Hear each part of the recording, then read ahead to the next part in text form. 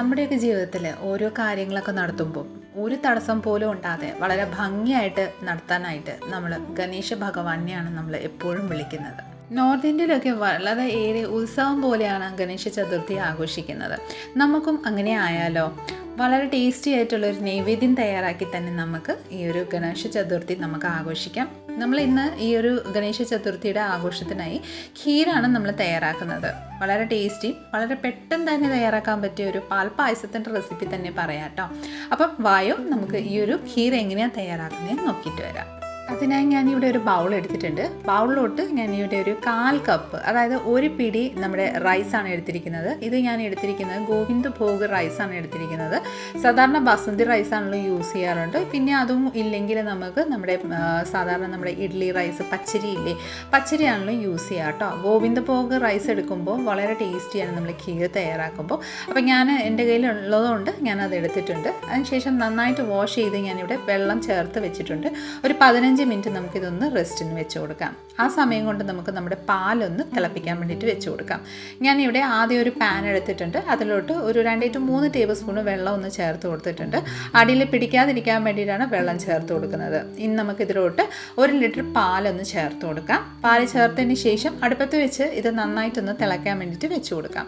ഇടയ്ക്കിടയ്ക്കൊന്ന് mix ചെയ്ത് അതിൻ്റെ സൈഡിലൊന്ന് scrap ചെയ്ത് ഇവിടെ പാടയൊന്ന് ഒട്ടിപ്പിടിച്ച ആ ഒരു പാടയെല്ലാം നമുക്ക് സ്ക്രാപ്പ് ചെയ്ത് ഇതുപോലെ ഒന്ന് നന്നായിട്ട് മിക്സ് ചെയ്തുകൊണ്ട് തന്നെ നമുക്ക് നന്നായിട്ടൊന്ന് തിളപ്പിച്ചെടുക്കാം.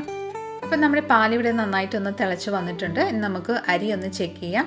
അരി ഒരു 15 മിനിറ്റ് ആയിട്ടുണ്ട്. നമ്മുടെ അരി നന്നായിട്ട് ഇതുപോലെ ഞെരടി കൊടുക്കുമ്പോഴത്തേക്കിന് നന്നായിട്ടൊന്ന് പൊടിഞ്ഞ് വരുന്നുണ്ട് കേട്ടോ. അപ്പം നമുക്കിനി ഇതിൻ്റെ വെള്ളം ഒന്ന് മാറ്റിയെടുക്കാം. വെള്ളം മാറ്റിയതിന് ശേഷം കൈ കൊണ്ട് വീണ്ടും ഇത് നന്നായിട്ടൊന്ന് ഞെരടി ഒന്ന് പൊടിച്ചെടുക്കാം.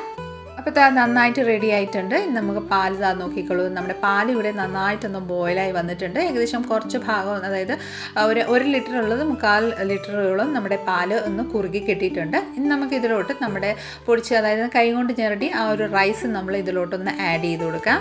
റൈസ് ആഡ് ചെയ്തതിന് ശേഷം നമുക്ക് നന്നായിട്ടൊന്ന് മിക്സ് ചെയ്ത് ലോ ഫ്ലെയിമിൽ വെച്ചിട്ട് നമ്മുടെ റൈസ് ഒന്ന് കുക്ക് ആവുന്നിടം വരെ നമുക്കൊന്ന് ഇടയ്ക്കിടയ്ക്ക് മിക്സ് ചെയ്തുകൊണ്ട് തന്നെ നമുക്ക് ഇതൊന്ന് കുക്ക് ചെയ്തെടുക്കാം കേട്ടോ. അപ്പോൾ ഇടയ്ക്കിടയ്ക്ക് ഒന്ന് മിക്സ് ചെയ്ത് കൊടുത്തോളൂ, അല്ലെങ്കിൽ അടിയിൽ പിടിക്കാനുള്ള സാധ്യത ഉണ്ടാവും. അപ്പോൾ ഇതുപോലെ ഇത് നന്നായിട്ടൊന്ന് കുക്കായി വരുന്ന സമയം കൊണ്ട് നമുക്ക് നമ്മുടെ നട്ട്സ് ഒന്ന് ഫ്രൈ ചെയ്തെടുക്കാം. അതിനായിട്ട് ഞാനൊരു പാൻ അടുപ്പത്ത് വെച്ചിട്ടുണ്ട്. 1 ടേബിൾ സ്പൂൺ നെയ്യ് ചേർത്ത് കൊടുത്തിട്ടുണ്ട്. നെയ്യ് നന്നായിട്ടൊന്ന് ചൂടായി വന്നതിന് ശേഷം ഞാനിവിടെ കുറച്ച് കാഷ്യൂനട്ടും ബാദാമും ആഡ് ചെയ്ത് ഇത് നന്നായിട്ടൊന്ന് റോസ്റ്റ് ചെയ്തെടുക്കുന്നുണ്ട് കേട്ടോ. നിങ്ങൾക്ക് ഏത് നട്ട്സ് വേണം നിങ്ങളുടെ താല്പര്യം അനുസരിച്ച് ആഡ് ചെയ്തോളൂ കേട്ടോ. വേണമെങ്കിൽ കിസ്മിസ് ആഡ് ചെയ്യാം, വാൾനട്ട്സ് ആഡ് ചെയ്യാം, പീനട്ട്സ് ആഡ് ചെയ്യാം. നമ്മുടെ ഇഷ്ടം അനുസരിച്ച് നമുക്ക് കൂട്ടുകയോ കുറയ്ക്കോ അല്ലെങ്കിൽ മറ്റേതെങ്കിലും നട്ട്സൊക്കെ ആഡ് ചെയ്ത് നന്നായിട്ടൊന്ന് ഫ്രൈ ചെയ്തെടുക്കാം.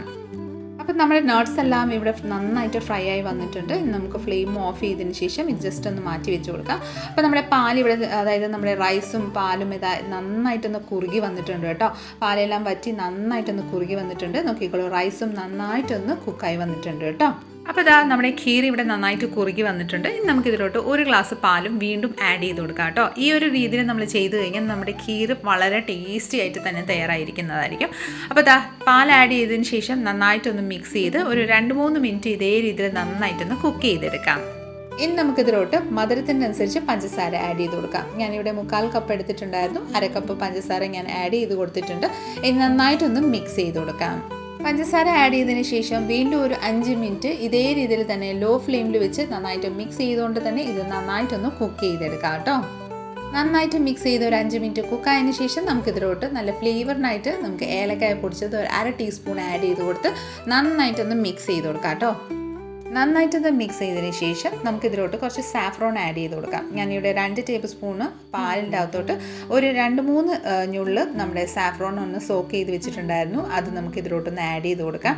നല്ല ഫ്ലേവറും നല്ല ടേസ്റ്റും ആയിരിക്കും. ലൈറ്റ് ഒരു യെല്ലോയിഷ് കളറിലോട്ട് നമ്മുടെ ഈ ഒരു ഖീർ ഉണ്ടാകുന്നതായിരിക്കും. അപ്പോൾ തീർച്ചയായിട്ടും ഓപ്ഷനാണ്, ഉണ്ടെങ്കിൽ ആഡ് ചെയ്തോളൂ കേട്ടോ. അപ്പോൾ നന്നായിട്ടൊന്ന് ബോയിലായി വന്നതിന് ശേഷം നമ്മൾ റോസ്റ്റ് ചെയ്ത് വെച്ചിരിക്കുന്ന നട്ട്സും കൂടെ നമുക്കിതിലോട്ടൊന്ന് ആഡ് ചെയ്ത് കൊടുക്കാം. നട്ട്സ് ആഡ് ചെയ്തതിന് ശേഷം നന്നായിട്ട് ഇതൊന്ന് മിക്സ് ചെയ്ത് കൊടുത്തോളൂ കേട്ടോ. നന്നായിട്ടൊന്ന് മിക്സ് ചെയ്തതിന് ശേഷം അടിപൊളി ടേസ്റ്റി ആയിട്ടുള്ളൊരു ഖീർ റെഡി ആയിട്ടുണ്ട്. ഭഗവാൻ നിവേദിക്കാനായിട്ട് ഒരു ബൗളിലോട്ടൊന്ന് സർവ് ചെയ്ത് കൊടുക്കാം. സർവ് ചെയ്തതിന് ശേഷം ഞാനിവിടെ കംപ്ലീറ്റ് ആയിട്ട് നമ്മുടെ പ്രസാദം റെഡി ആവാനായിട്ട് ഒരു ചെത്തിപ്പൂവും ഒരു തുളസിയും കൂടെ ഒന്ന് വെച്ച് കൊടുക്കുന്നുണ്ട് കേട്ടോ. അപ്പോൾ നമ്മുടെ മനസ്സ് തൃപ്തിയോടെ നമ്മൾ തയ്യാറാക്കിയിരിക്കുന്ന ഖീർ ഇവിടെ റെഡി ആയിട്ടുണ്ട്. അപ്പോൾ എല്ലാവരും ഈ ഒരു വിനായക ചതുർത്ഥിയുടെ അന്ന് ഈ ഒരു ഖീർ ഒന്ന് തയ്യാറാക്കി നോക്കിക്കോളൂ കേട്ടോ. അപ്പം എല്ലാവർക്കും ഒരു ഹാപ്പി വിനായക ചതുർത്ഥി ദിനം ആശംസിച്ചുകൊണ്ട് എല്ലാവരും അടുത്ത റെസിപ്പി വരുന്നിടവരെ stay tuned, be happy and keep smiling. Thank you for watching and by.